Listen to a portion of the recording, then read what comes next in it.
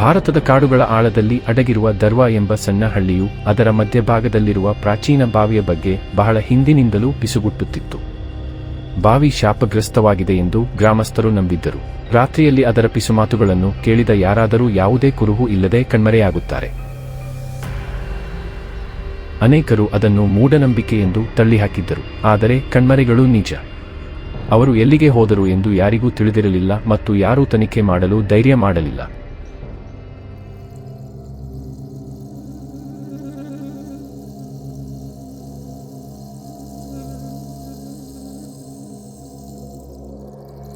ನಿರ್ಭೀತ ತನಿಖಾ ಪತ್ರಕರ್ತೆ ಅಮೃತ ಪುರಾಣ ಮತ್ತು ದಂತಕಥೆಗಳ ಹಿಂದಿನ ಸತ್ಯವನ್ನು ಯಾವಾಗಲೂ ಹುಡುಕುತ್ತಿದ್ದಳು. ಬಾವಿಯ ಬಗ್ಗೆ ಕೇಳಿದಾಗ ಅದರ ನಿಗೂಢತೆಯನ್ನು ಬಯಲು ಮಾಡಲು ಅವಳು ಅದಮ್ಯ ಆಕರ್ಷಣೆಯನ್ನು ಅನುಭವಿಸಿದಳು. ಅವಳು ತನ್ನ ಕ್ಯಾಮೆರಾ ಮತ್ತು ಧ್ವನಿ ರೆಕಾರ್ಡರ್ ಅನ್ನು ಸಿದ್ಧವಾಗಿಟ್ಟುಕೊಂಡು ದರ್ವಕ್ಕೆ ಬಂದಳು. ಆ ಪಿಸುಮಾತುಗಳು ಕೇವಲ ಗಾಳಿ ಅಥವಾ ಬಹುಶಃ ಹೊರಗಿನವರನ್ನು ದೂರವಿಡಲು ಗ್ರಾಮಸ್ಥರು ಆಡಿದ ತಂತ್ರ ಎಂದು ಸಾಬೀತುಪಡಿಸಲು ದೃಢನಿಶ್ಚಯದಿಂದ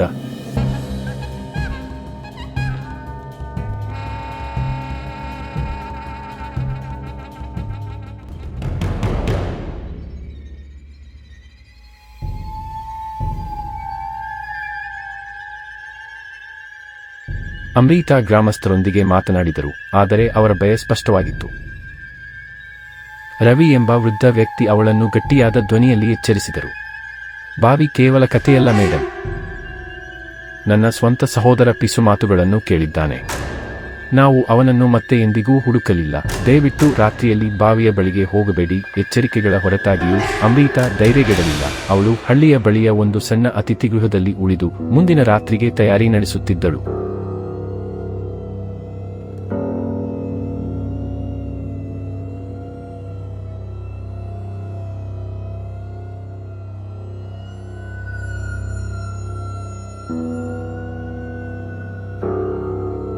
ಆ ರಾತ್ರಿ ಚಂದ್ರನ ಮಸುಕಾದ ಬೆಳಕಿನಲ್ಲಿ ಅಮೃತ ಬಾವಿಯ ಬಳಿಗೆ ಬಂದಳು. ಗಾಳಿಯು ದಟ್ಟವಾಗಿತ್ತು ಮತ್ತು ಭಯಾನಕ ಮೌನದಿಂದ ಕೂಡಿತ್ತು.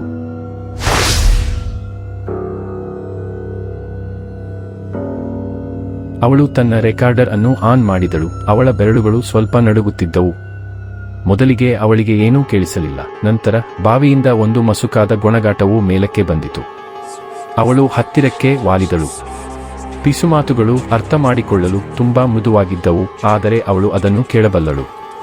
ಅವಳ ಬೆನ್ನುಮೂಳೆಯ ಕೆಳಗೆ ಒಂದು ಚಳಿ ಹರಿಯಿತು, ಆದರೆ ಅವಳು ತನ್ನನ್ನು ತಾನೇ ಸ್ಥಿರಗೊಳಿಸಿಕೊಂಡಳು. ನೀನು ಯಾರು? ಅವಳು ಮತ್ತೆ ಪಿಸುಗುಟ್ಟಿದಳು. ಪಿಸುಮಾತು ತಟ್ಟನೆ ನಿಂತು ಹೋಯಿತು. ಮೌನ ಈಗ ಭಾರವಾಗಿತ್ತು. ಅವಳು ಹಿಂದೆ ಸರಿದಳು. ಅವಳ ಹೃದಯ ಬಡಿಯುತ್ತಿತ್ತು.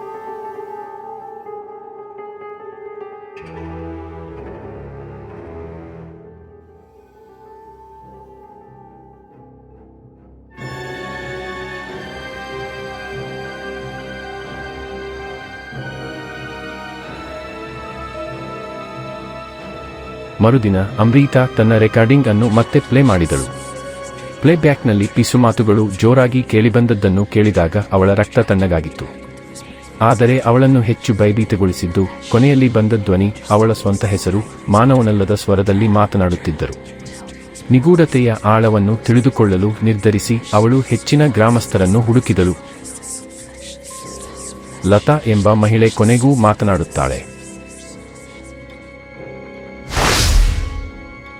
ಬಹಳ ಹಿಂದೆ ಒಬ್ಬ ಮಹಿಳೆಯನ್ನು ಆ ಬಾವಿಗೆ ಎಸೆಯಲಾಯಿತು. ಅವಳ ಆತ್ಮ ಎಂದಿಗೂ ಬಿಟ್ಟು ಹೋಗಲಿಲ್ಲ ಎಂದು ಅವರು ಹೇಳುತ್ತಾರೆ. ಅವಳು ಹೆಸರುಗಳನ್ನು ಕರೆಯುತ್ತಾಳೆ, ತನ್ನ ಸ್ಥಾನವನ್ನು ಪಡೆಯಲು ಯಾರನ್ನಾದರೂ ಹುಡುಕುತ್ತಾಳೆ.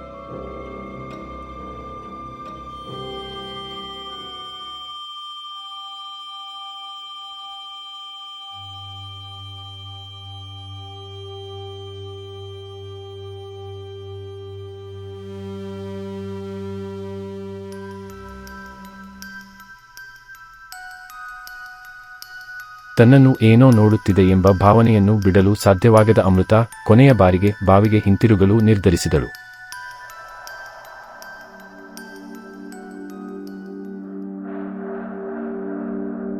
ರಾತ್ರಿ ಭಯಾನಕವಾಗಿ ನಿಶ್ಚಲವಾಗಿತ್ತು. ಅವಳ ಕೈಯಲ್ಲಿ ರೆಕಾರ್ಡರ್. ಅವಳು ಬಾವಿಯೊಳಗೆ ಪಿಸುಗುಟ್ಟಿದಳು, ನಿನಗೆ ಏನು ಬೇಕು? ಈ ಬಾರಿ ಪಿಸುಮಾತುಗಳು ಮತ್ತೆ ಜೀವಂತವಾದವು.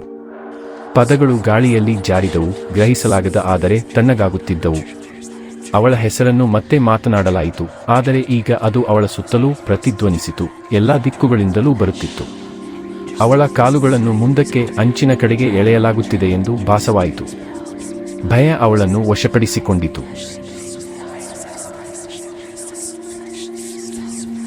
ಅವಳು ಹಿಂದಕ್ಕೆ ಚಲಿಸಲು ಪ್ರಯತ್ನಿಸಿದಳು, ಆದರೆ ಅವಳ ದೇಹವು ಅವಳೊಂದಿಗೆ ಚಲಿಸಲಿಲ್ಲ. ಪಿಸುಮಾತುಗಳು ನೋವಿನಿಂದ ಕೂಡಿದ ಗೋಳಾಟಗಳಾಗಿ ಮಾರ್ಪಟ್ಟವು. ನೆರಳುಗಳು ಜೀವಂತ ಎಳೆಗಳಂತೆ ಬಾವಿಯ ಸುತ್ತಲೂ ಸುತ್ತುತ್ತಿದ್ದವು.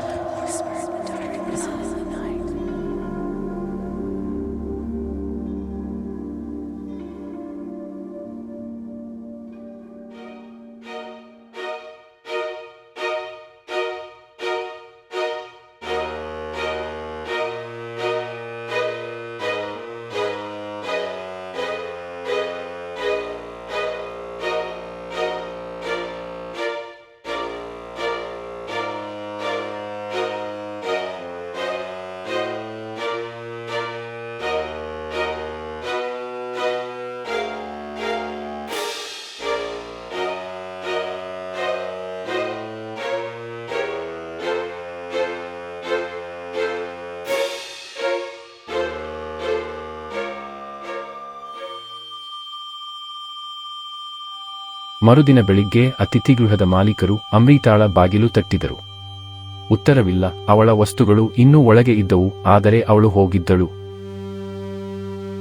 ಗ್ರಾಮಸ್ಥರು ದುಃಖಿತರಾಗಿದ್ದರೂ ಆಶ್ಚರ್ಯಪಡಲಿಲ್ಲ. ದಿನಗಳ ನಂತರ ಬಾವಿಯ ಬಳಿ ಅವಳ ಧ್ವನಿ ರೆಕಾರ್ಡರ್ ಕಂಡುಬಂದಿತು. ಕೊನೆಯ ರೆಕಾರ್ಡಿಂಗ್ ನುಡಿಸಲಾಯಿತು ಮತ್ತು ಅದು ಎಲ್ಲರನ್ನೂ ತಣ್ಣಗಾಗಿಸಿತು. ಒಂದು ಕ್ಷಣ ಮೌನ ಆವರಿಸಿತು. ನಂತರ ಅವಳ ಉಸಿರಾಟದ ಶಬ್ದ ಭಾರ ಮತ್ತು ಸುಸ್ತಾದ, ಆಳವಾದ ಮತ್ತು ಹೃದಯಸ್ಪರ್ಶಿ ಪಿಸುಮಾತು ಟೇಪ್ ಅನ್ನು ತುಂಬಿತು. ಅವಳು ಈಗ ನನ್ನವಳು. ತದನಂತರ ಏನೂ ಇಲ್ಲ. ಅಮೃತ ಮತ್ತೆಂದೂ ಕಾಣಿಸಲಿಲ್ಲ.